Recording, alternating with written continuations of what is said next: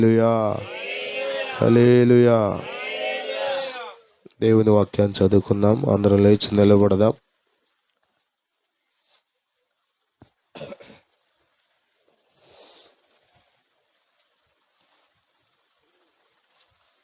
కీర్తనల గ్రంథం 17వ కీర్తన రాజేష్ చదువుతాడు. కలిసి అందరం దేవుని వాక్యాన్ని పలుకుదాం. కీర్తనల గ్రంథం 17వ కీర్తన.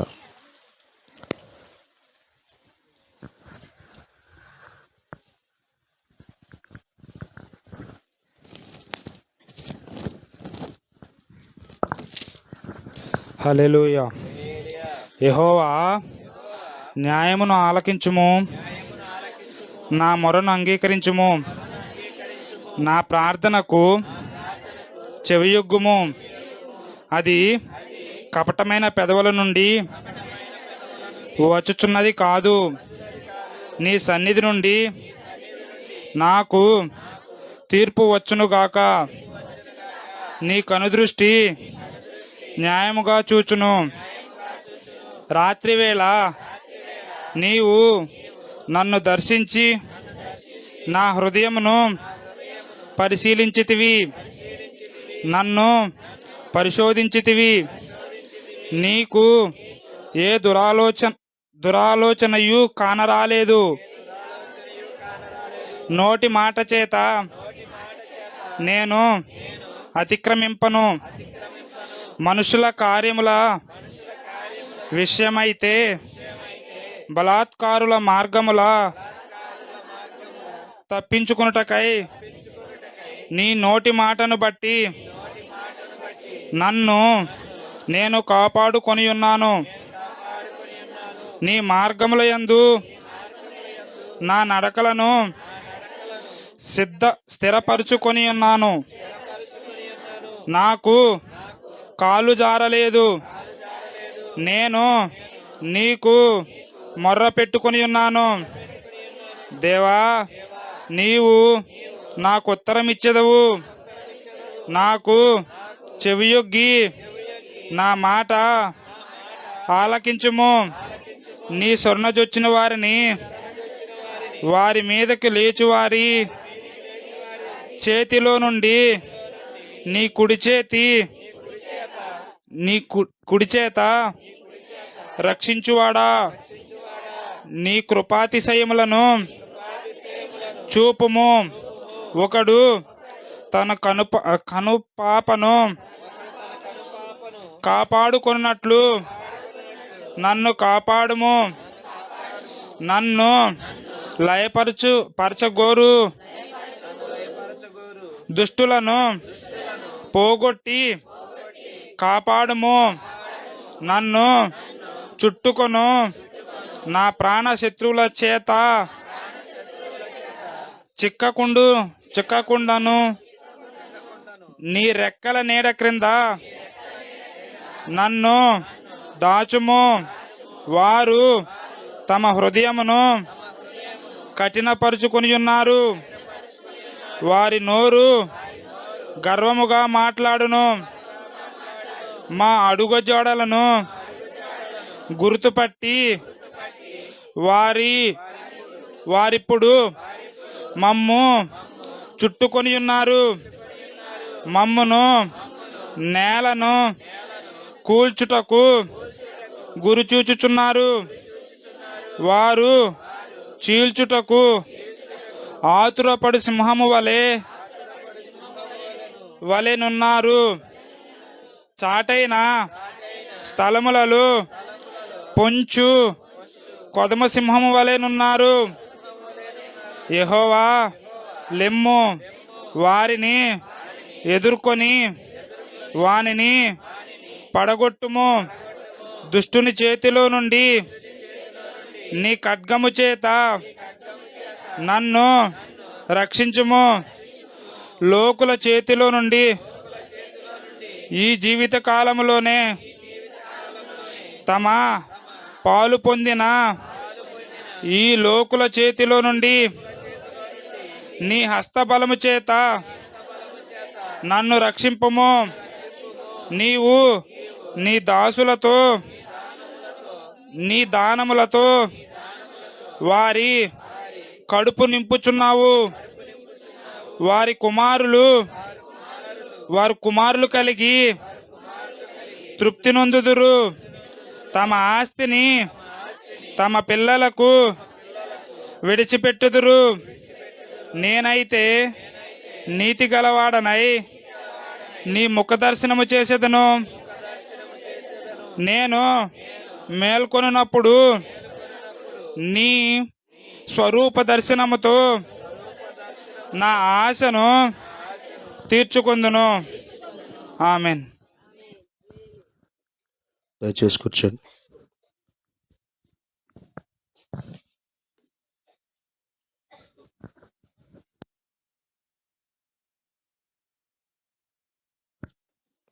దేవుని పరిశుద్ధ నామమునకు మహిమ కలుగును గాక.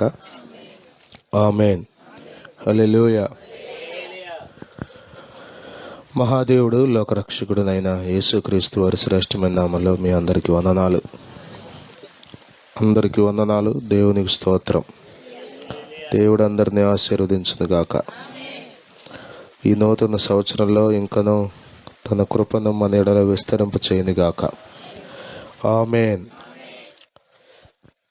దావీదు రచించిన కీర్తన ఇది.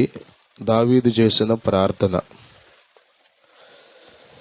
దావీదు చాలా ధైర్యంగా అంటున్నాడు, నా ప్రార్థనకు చెవియొగ్గు, అది కపటమైన పెదవుల నుండి వచ్చినది కాదు. ప్రార్థన ఆలకించయ్యా, నా మొర్ర అంగీకరించయ్యా అని సరిపెట్టుకోవట్లా. ఇంకా అంటున్నాడు, అది కపటమైన పెదవుల నుండి వచ్చు. ఎందుకో అలా చెప్పాలనిపించింది దావీదుకి.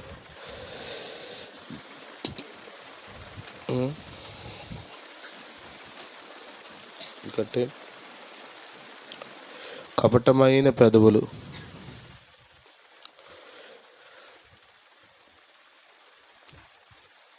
నూట 41వ కీర్తనలో అనుకుంటా అంటాడు, నిజముగా మొర్రపెట్టు వారికి అంటాడు. మొర్రపెట్టు వారికి అంటాడు, మళ్ళా నిజముగా మొర్రపెట్టు వారికి. ఎందుకో ఆ పదాలు పరిశుద్ధాత్ముడు అక్కడ రాయించి పెట్టాడు. దేవుని స్తోత్రం. హల్లెలూయా, హల్లెలూయా. 145:18 మాట చదువుతాం. తనకు మొర్రపెట్టు వారికి అందరికీ, తనకు నిజముగా మొర్రపెట్టు వారికి అందరికీ యెహోవా సమీపముగా ఉన్నాడు. చూడండి, మొర్రపెట్టడం వేరు, నిజముగా మొర్రపెట్టడం వేరు. అంతా ఒకటే అనుకుంటే ఎట్లా?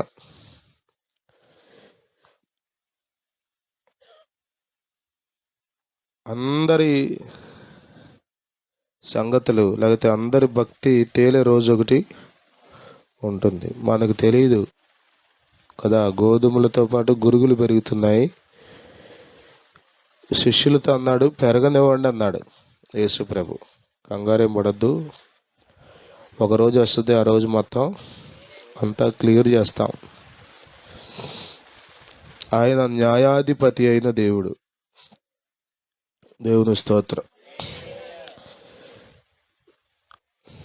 ప్రార్థన అందరూ చేస్తారు కదా. చర్చికి వచ్చే వాళ్ళందరూ ప్రార్థన చేయరు. కానీ ఈ స్టేట్మెంట్ చెప్పగలిగి ఉండాలి మనం, అయ్యా నా పెదవులు కపటమైనవి. కపటం అంటే తెలుసా మీకు? కపటం అంటే మనసులో ఒకటి ఉంటుంది, మాటలో ఒకటి వస్తుంది. చేసేదొకటి, చెప్పేదొకటి. దీన్ని కపటం అంటాం.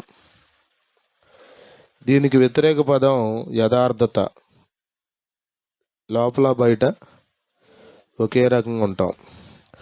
మనిషి ఉన్నప్పుడు ఒకే రకంగా, లేనప్పుడు ఒకే రకంగా ప్రవర్తించడం. మందిరంలోనూ ఇంటి దగ్గర ఒకే రకంగా ప్రవర్తించడం. అందరిలోనూ ఒంటరిగాను ఒకే రకంగా ప్రవర్తించడం. దీన్ని యథార్థత అంటారు. దావీదు అంటున్నాడు, నేను ప్రార్థన చేస్తున్నాను, దయచేసి నా ప్రార్థన వినయా. నా ప్రార్థన కపటమైన పెదవుల నుండి వచ్చున్నది కాదు. అంటే మందిరానికి వచ్చి ప్రార్థన చేసే వాళ్ళు కూడా కపటంగా ఉంటారా అంటే బోల్డ్ అనే ఉదాహరణలు మనం చూడొచ్చు బైబిల్ గ్రంథంలో. దేవుడు అంటే ఎరిగిన వాళ్ళే, దేవుడు అంటే భయభక్తులు కలిగిన వాళ్ళే, కానీ ప్రవర్తన దగ్గరికి వచ్చేసరికి, మాటల దగ్గరికి వచ్చేసరికి కపటంగా ఉన్నటువంటి వాళ్ళు ఉంటారు. ప్రైజ్లాడమ్మా, బాగున్నారా అంటారు, కానీ లోపల ఆలోచన బాగుండక ఏం చేస్తా, రోగమే నీకు ఉందా అన్నట్టుగా. యేసు రక్తమే రకరకాల మనుషులు. పౌలు అంటాడు, తనకు కలిగిన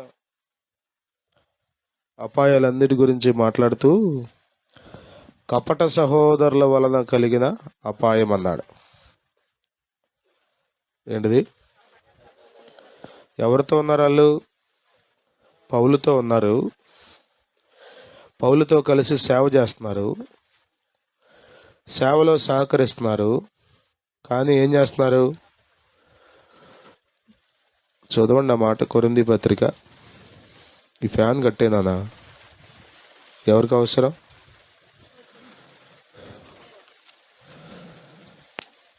నన్ను బైబిల్ తీయనివ్వట్లేదు. 2 కొరింథీ పత్రిక 11వ అధ్యాయం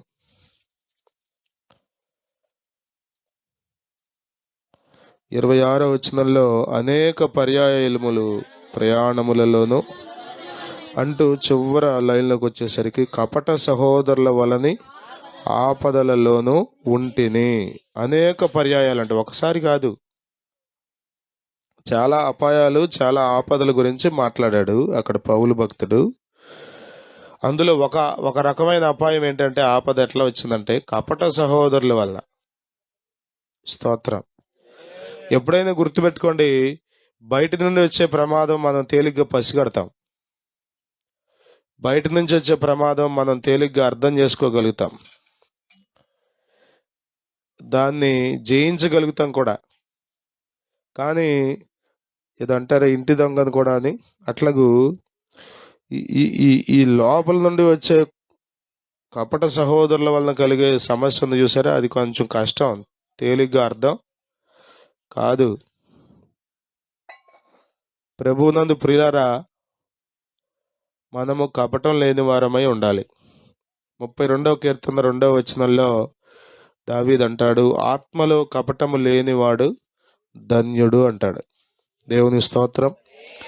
హల్లెలూయా, హల్లెలూయా. కపటం కలిగిన వాడు జ్ఞానిగా కనబడతాడు లోకానికి. ఎంత తెలివితేటలు చూశారు అసలు.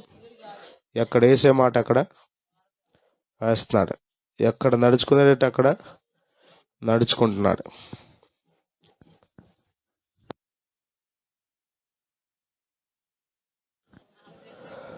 రైట్,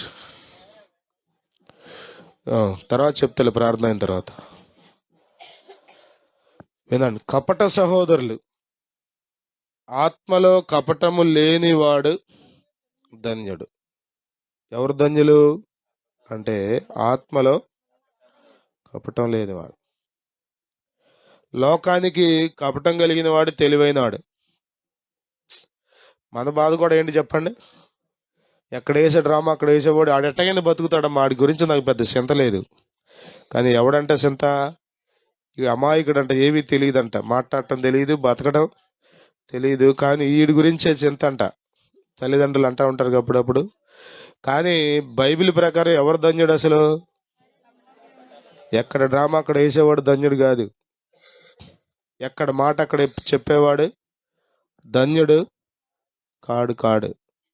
ఆత్మలో కపటము లేనివాడు ధన్యుడు. దేవుని స్తోత్రం. హల్లెలూయా.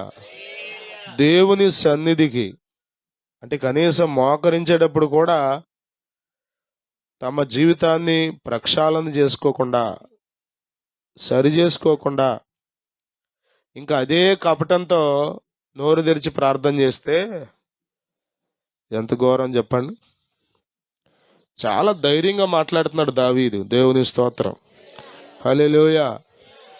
ఈ స్టేట్మెంట్ని దేవుడు బైబిల్లో రాయించి పెట్టాడంటే అర్థం ఏంటో తెలుసా? పరిశుద్ధాత్ముడు ఆమోదించాడు. అంటే దావీదు చెప్పిన మాట అబద్ధం కాదు, అతడు నిజంగానే కపటం లేనివాడుగా ఉన్నాడు. దేవుని స్తోత్రం. హల్లెలూయా, హల్లెలూయా, హల్లెలూయా. మనం ఈ మధ్యకాలంలో చదువుతూ వచ్చాం 34వ కీర్తన 13, 14 వచనాలు, 1 పేతురు పత్రిక 3వ అధ్యాయం 10, 11 వచనాల్లో అనేక దినాలు బ్రతకాలంటే, జీవమును ప్రేమించి మంచి రోజులు చూడాలంటే కపటమైన మాటలు రాకుండా తన నాలుకను కాచుకోవాలి అనే మాట చదువుతాం. కపటం మాటలు రాకూడదు. స్తోత్రం. హల్లెలూయా, హల్లెలూయా, హల్లెలూయా. అర్థమవుతుందా మీకు? కపటం ఎందుకు చెప్పండి? దేవుని దగ్గర కపటపు మాటలు చెల్లవు. దేవుని దగ్గర మాయ వేషాలు కుదరవు. గుర్తుపెట్టుకోండి. దేవుడు అన్నాడు, వేశ్యనైనా క్షమిస్తా అన్నాడు. వేషధారిని కృప పొందుకోడు వేషధారి. అర్థమవుతుందా మీకు? మనం కృప పొందుకోవాలంటే ఉన్నదున్నట్టుగా దేవుని దగ్గర మాట్లాడుకోవాలి. దేవుని స్తోత్రం. హల్లెలూయా. దేవుని దగ్గరికి వచ్చేటప్పుడు ఓపెన్ మైండ్తో వచ్చేయాలి. ఆయన ఏమి చంపేయడు. సగం మూసి సగం దాసి చెప్తారు కొద్దిమంది కదా, భలేగా ప్రవర్తిస్తారు. ఇప్పుడు అపోస్తల కార్యాలు 5వ అధ్యాయంలో అననీయ సప్ఫీరాలు ఉన్నారు కదా. పేతురు నువ్వు పొలం అమ్మేసి తీసుకురమ్మని ఏం చెప్పలేదు, వాళ్ళే అనుకున్నారు. కానీ మధ్యలో వారికి ఆలోచన వచ్చింది. వచ్చేసి అయ్యగారికి చెప్తే సరిపోయేదయ్యా, ఇట్లా అనుకున్నాము, కానీ మళ్ళా మా గురించి మేము ఆలోచించుకుంటే మరి కనీసం షుగర్ బిల్లల కన్నా 4 రూపాయలు ఉండాలి కదా, అందుకని 4 రూపాయలు దాచుకున్నాము అంటే సర్లే అనేవాడేమో. కానీ చాలా తేలిగ్గా, అంటే దైవజనుడిని చాలా తేలిగ్గా వాళ్ళు తీసుకున్నారు. మందిరాన్ని చాలా తేలిగ్గా తీసుకున్నారు వాళ్ళు. ఎంతకే అమ్మారా అంటే ఎంతకే అమ్మాం, ఎంతకైనా అంటే ఎంతకే, ఏమాత్రం అసలు జంకు లేకుండా కదా, ముందే సిద్ధపడి వచ్చారు. ఇద్దరు మాట్లాడుకుని వచ్చారు. అమ్మాయి నేను ముందు వెళ్తాను, మొత్తం అయ్యగారి చేతిలో పెడతాను, ఎంతకే అమ్మారా అని అడిగితే ఎంతకే అమ్మారని చెప్తాను. నువ్వు కూడా ఏం చెప్పాలి? ఏం జంకు బంకు లేకుండా చెప్పు, గట్టిగా ఉండాలి నువ్వు నేను ఒక మాట మీద. యేసు రక్తమే దేనికోసం? ఇది చస్తాకి తప్ప దేనికోసం చెప్పండి? దేవుని ఉగ్రత కొని తెచ్చుకోవడానికి తప్ప ఎందుకు ఈ కపటం చెప్పండి? గమనించండి, చాలా భయంకరమైన పరిస్థితి వారు ఫేస్ చేయాల్సి వచ్చింది. రాజుల గ్రంథం 14వ అధ్యాయంలో యెరోబాము తన భార్యను మాయవేషం వేసి పంపించాడు. ఎవరి దగ్గరికి? దైవజనుడి దగ్గరికి. ఎందుకోసం? కొడుకు బాగుపడాలని. కొడుకు బాగుపడటానికి వేషం ఎందుకు చెప్పండి? కొడుకు బాగుపడాలంటే కపటం అవసరమా చెప్పండి? డాక్టర్ గారి దగ్గరికి వెళ్ళేటప్పుడు వేషం వేసుకెళ్తారా మీరు? విచిత్రం, చాలాసార్లు మనం మందిరానికి వేషంతోనే వచ్చేది కదా. మీరు జ్ఞాపకం చేసుకోండి, రక్తస్రావ రోగం కలిగిన స్త్రీ గురించి మనం చదివినప్పుడు తన సంగతి అంతా చెప్పింది ఆమె. చెప్పండి, మీలో ఎంతమంది దేవునికి మీ సంగతి చెప్తారో? దైవజనుడి దగ్గర వద్దులే, అక్కడ పెట్టండి, కానీ కనీసం దేవుని కన్నా మీ సంగతి చెప్తారా? ఆమెను గురించి రాయబడిన మాట, నీవు సమాధానము గలదానవై పొమ్మన్నాడు. ఎప్పుడైతే తన సంగతి అంతా, స్వస్థత ముందే వచ్చింది, కానీ ఆమె తన సంగతంతా చెప్పిన తర్వాత మార్కు సువార్త 5వ అధ్యాయంలో అప్పుడు అన్నాడు, అమ్మా కుమారి, నీ విశ్వాసం నిన్ను స్వస్థపరిచింది, సమాధానము గలదానవై పొమ్ము. అంతా చెప్పుకోవచ్చుగా, చెప్పుకోకూడదా? వినేం చేస్తాడు దేవుడు? చీపో అంటాడా? కొడతాడా? కొడితే కొట్టని దేవుడేగా, కొట్టినా కరుణించేవాడు ఆయనేగా. చెప్పండి. మీరు గుర్తుపెట్టుకోండి, మనం నమ్మితే దేవుని దగ్గర అన్నీ చెప్పుకుంటాం. మనం దేవుని నిజంగా నమ్మితే దేవుని దగ్గర అన్నీ చెప్పుకుంటాం. దేవుని దగ్గరికి వేషం వేసుకుని వెళ్ళాం, కపటంగా వెళ్ళాం. అర్థమవుతుందా? 2వ సమూయేలు గ్రంథంలో యోవాబు, దావీదు యొక్క సైన్యాధిపతి, అమాసా అనేటువంటి సౌలు యొక్క సైన్యాధిపతిని కలిశాడు. నా సహోదరుడా క్షేమంగా ఉన్నావా అంటూ 20వ అధ్యాయం 9వ వచనంలో, 2వ సమూయేలు గ్రంథం 20వ అధ్యాయం 9వ వచనంలో యోవాబు అమాషాతో, నా సహోదరా, ఒకళ్ళు చదవండి, నీవు క్షేమముగా ఉన్నావా అనొచ్చు అమాషాను ముద్దు పెట్టుకొనున్నట్లుగా కుడి చేత అతని గెడ్డము పట్టుకొని, అమాషా యోవాబు చేతిలో ఉన్న కత్తిని చూడకను తన్ను కాపాడు కొనకను ఉండగా యోవాబు అతని కడుపులోనే దానిని గుచ్చెను. గుచ్చిన తోడనే అతని పేగులు నేలకు జారి ఆ దెబ్బతోనే అతడు ఏమని పిలిచాడు? సహోదరా.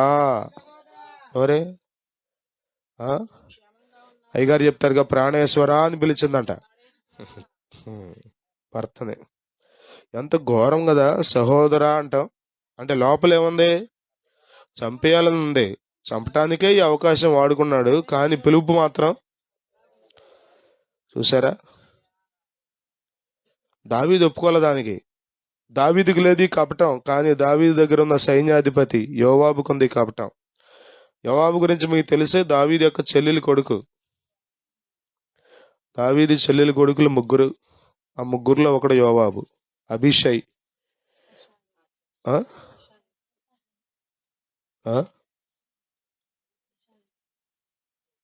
అషాయేలా, చూడండి ఒకసారి చూపిస్తాను మీకు నేను.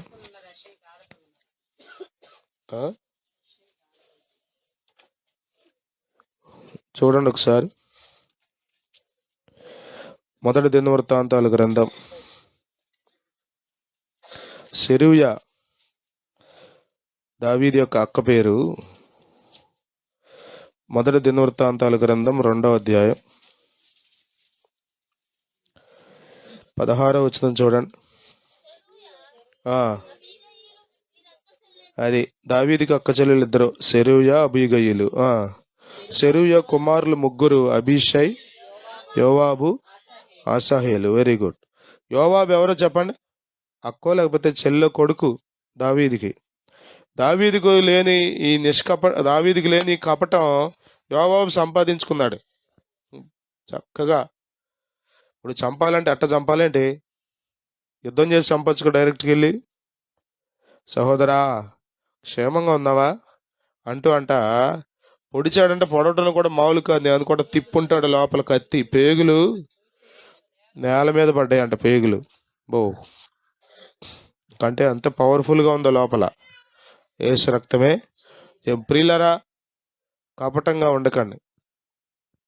ఒకవేళ మీరు కపటంగా ఉంటే మనుషుల దగ్గర మీకు ఎక్కువ మార్కులు రావచ్చు. కపటంగా ఉంటే మనుషులు మిమ్మల్ని మెచ్చుకోవచ్చు. కపటంగా ఉంటే మనుషుల దగ్గర మీరు ఘనత పొందవచ్చు. కానీ దేవుని సన్నిధిలో మీకు ఏ మేలు దొరకదు. 84వ కీర్తన 11వ వచనం చివరి మాటలో, యథార్థముగా ప్రవర్తించు వారికి ఆయన ఏ మేలును చేయక మానడు. దేవుని సన్నిధిలో యథార్థంగా ప్రవర్తించండి. దేవుని స్తోత్రం. హల్లెలూయా. ఉన్నట్టుగా మాట్లాడండి. దేవుని దగ్గరైనా కనీసం ప్రభువా ప్రార్థన చేయలేకపోయాను, ఇదిగో నీతిగా బ్రతకలేకపోయాను, నా చూపులు ఇలా పాడైపోయినాయి, నా ఆలోచనలు ఇలా పాడైపోయినాయి అంతే తప్ప అంత బాగుందని మూతి తుడుచుకోమాకండి. అసలేం పర్లా అని ఇతరులతో పోల్చుకుని సరిపెట్టుకోమాకండి. దావీదు అంటున్నాడు, యెహోవా నా న్యాయమును ఆలకించుము, నా మొర్ర అంగీకరించు, నా ప్రార్థనకు చెవియొగ్గు. అది కపటమైన పెదవుల నుండి వచ్చినది కాదు. ప్రియులారా, ఈ దినాల్లో అంతా కపటమేగా. భార్యకి తెలియకుండా భర్త. చెప్పండి. అందుకే అంటాడు ఇర్మియా గ్రంథం 5వ అధ్యాయం 27వ వచనంలో పంజరము పెట్టెలతో నిండి ఉండునట్లు వారి ఇండ్లు కపటముతో నిండి ఉన్నవి. చూసారా? అరే, ఇళ్ళ నిండా కపటమేగా. 5:27లో వారి ఇండ్లు కపటముతో నిండి ఉన్నవి. కపటంగా ఉండకండి. భార్యాభర్తలుగా, తల్లిదండ్రులు పిల్లలుగా, దైవజనులు విశ్వాసులుగా కపటంగా ఉండకండి. యథార్థంగా జీవించండి. ప్రభువు చూస్తాడు. దేవుని స్తోత్రం. హల్లెలూయా, హల్లెలూయా. దినవృత్తాంతాల గ్రంథంలో మనం చదువుతాం కదా. దినవృత్తాంతముల గ్రంథం, 2వ దినవృత్తాంతముల గ్రంథం 16వ అధ్యాయం, దయచేసి చూడండి. 16వ అధ్యాయం 9వ వచనం. తన ఎడల యథార్థ హృదయము గలవారిని బలపరచుటకై యెహోవా కనుదృష్టి లోకమందంతటా సంచారము. ఎవరిని బలపరచడానికంట? తన ఎడల యథార్థ హృదయము గలవారిని చూస్తున్నాడంట దేవుడు. లోకమందంతటా ఏం చేస్తాడంట? ఆయన యథార్థ హృదయం గలవారిని బలపరుస్తాడు. దేవుని స్తోత్రం. సామెతల గ్రంథంలో మనం చదువుతాం. సామెతల గ్రంథం 15వ అధ్యాయం 8వ వచనంలో యథార్థవంతుల ప్రార్థన ఆయనకు ఆనందకరము. యథార్థవంతుల ప్రార్థన ఆయనకు ఆనందకరము. కాబట్టి దావీదు అడుగుతున్నాడు, ప్రభువా నా ప్రార్థన వినయ్యా. ఇది కపటమైన పెదవుల నుండి వచ్చింది కాదు నాయనా. దేవుని స్తోత్రం. హల్లెలూయా, హల్లెలూయా. 14వ అధ్యాయం 2వ వచనంలో యథార్థముగా ప్రవర్తించువాడు యెహోవా యందు భయభక్తులు కలవాడు. నాకు దేవుడు అంటే భయం అండి అని చెప్తే కుదరదు. నువ్వు యథార్థంగా ప్రవర్తిస్తావు. 11వ వచనంలో యథార్థవంతుల గుడారము వర్ధిల్లును అన్నాడు. దేవుని స్తోత్రం. హల్లెలూయా, హల్లెలూయా. కాబట్టి ప్రియులారా, యథార్థతను బట్టి ఒకవేళ నీకు లోకంలో మార్కులు పడకపోవచ్చు. అందరూ నిన్ను చాలా తక్కువగా చేసి మాట్లాడచ్చు. కానీ నీ యథార్థత నేను దేవుని దగ్గర నిలబడేట్టు చేస్తుంది. దేవుని ఆశీర్వాదాలు నీవు పొందుకునేటట్లు చేస్తుంది. దేవుడు నీ మొర్ర వినేటట్లుగా చేస్తుంది. దేవుని స్తోత్రం. హల్లెలూయా. కాబట్టి ప్రియులారా, దావీదు వలె మనం చెప్పగలగాలి, అయ్యా కపటమైన పెదవుల నుండి రాలేదు ఆయన. ఇవి కపటమైన పెదవులు కాదయ్యా. దేవుని సన్నిధిలో 93వ కీర్తన 5వ వచనంలో యెహోవా ఎందటెన్నటికి పరిశుద్ధతయే నీ మందిరమునకు అనుకూలం. దేవుని దగ్గర అనుకూలమైన ఏంటి తెలుసా? తరాలు మారినా, సంవత్సరాలు మారినా, చెప్పండి, అప్పుడు వాళ్ళు అట్ట వేరండి, ఇప్పుడు అట్ట కాదలేండి అంటే కుదరదు. ఎందటెన్నటికి పరిశుద్ధతయే దేవుని మందిరానికి అనుకూలం. స్తోత్రం. హల్లెలూయా, హల్లెలూయా. దేవుని మందిరంలో కపటంగా ఉండకండి. దేవుని బిడ్డలతో కపటంగా ఉండకండి. మీ కుటుంబంలో కపటంగా ఉండకండి. మీరు పనిచేసే స్థలంలో కపటంగా ఉండకండి. యథార్థంగా జీవించండి. దేవుడు మిమ్మల్ని చూస్తాడు. యెహోవా కనుదృష్టి లోకమందంతటా. మీరెంత మారుమూల గ్రామంలో ఉన్నా, మీరు ఎవరికి కనబడకపోయినా ప్రభు మిమ్మల్ని చూస్తాడు. ఆయన మిమ్మల్ని బలపరుస్తాడు. ఆమె దావీదు వలె మనం చెప్దాం, ప్రభువా నేను ప్రార్థన చేస్తాను, నా నోరు కపటమైన నోరు కాదు. కపటమైన పెదవులతో నేను ప్రార్థన మాటలన్నీ మాట్లాడి మళ్ళీ ఇక్కడ ప్రభువా నేను అంటలేదయ్యా. చాలా జాగ్రత్తగా నా నోటి కాచుకున్నా, నా హృదయాన్ని కాచుకున్నా, కపటం లేకుండా నా యొక్క పరిస్థితి అంతా సరి చేసుకున్నా అని మనం చెప్పాలి. స్తోత్రం. హల్లెలూయా. ప్రభు అట్టి కృప మనకు దయచేయునుగాక. ఈ కీర్తన ప్రభు మనం వినికిడిలో ఆశీర్వదించునుగాక. ఆమేన్. సాక్ష్యాలకు సమయం.